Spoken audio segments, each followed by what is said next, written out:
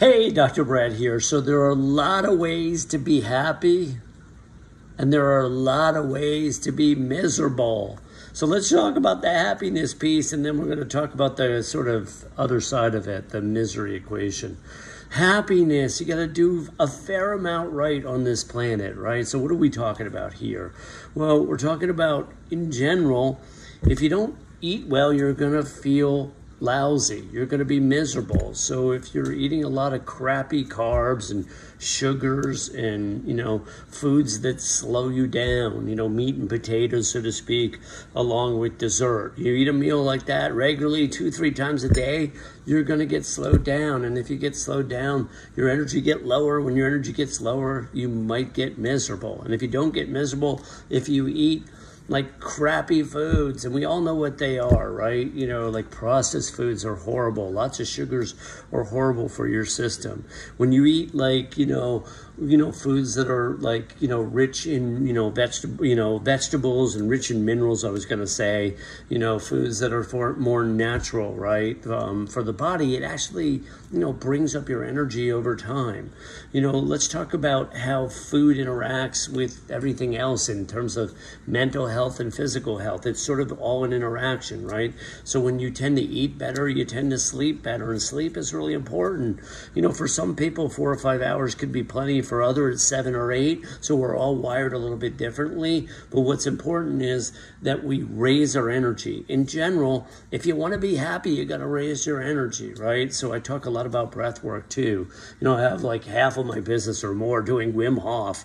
Who is Wim Hof? He's just this, he's known as the Iceman, but really what is he is a metaphor for using certain tools like breathing effectively to raise our energy level. And it makes us a little bit bulletproof, to lots of things like sickness and unhappiness, right? And again, if we're not breathing well, if we're breathing shallow, which a lot of us do, we tend to have more stress. And when we have more stress, what happens?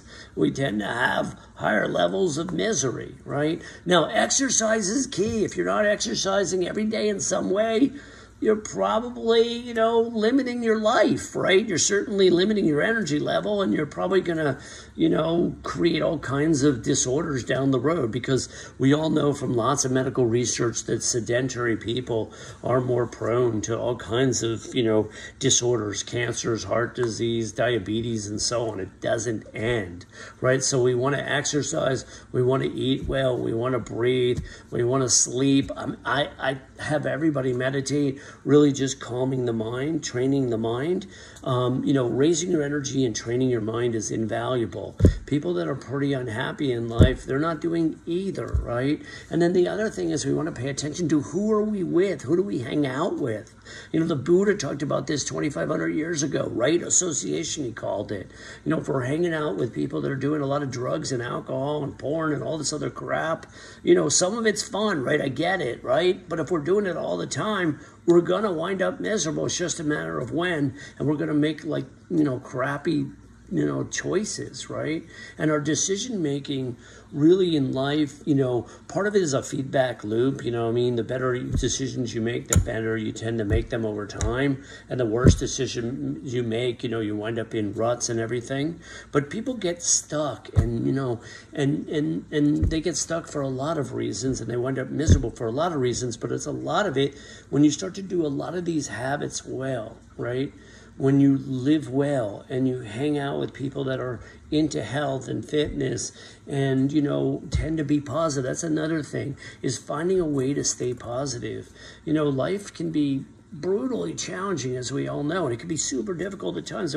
I've gone through brutal, challenges, severe, I've had many injuries, and I've gone through several really severe depressions in my life, and, I've gone through loss and heartache and so on, and I know it's not easy. I've lived it. It can get very rough, but finding a way to stay positive is key, and then finding a way to communicate well.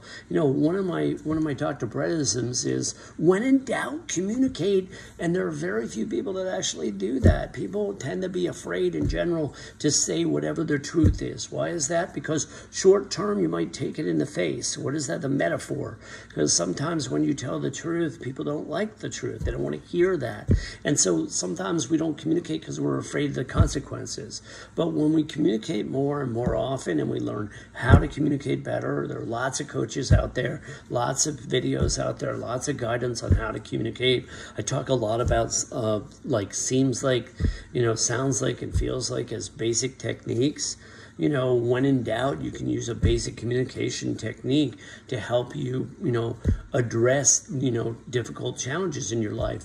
But we want to be able to bring stuff up, because if we don't, we're going to bury it, hold it in, and then explode. And if that happens, then our relationships will be affected by that. And then the other thing that I love to teach people to do is to acknowledge others. A little bit of acknowledgement goes a long way. It's an amazing way to live. To actually, get out of self, think about other, and think about ways in which they, have made a difference in your world, and find an action to appreciate them. In general, if there's one thing I'm going to leave you with, it's that action really matters. Words are sort of nice. Some people like to be told that they're loved, that I love you, but I'm a big action person. So for me, love is an action. What are you actually doing about it, right? How are you living your life? Almost everything I just talked about, whether it's, eating correctly or exercising or breathing or sleeping well or meditating, these are all actions, right?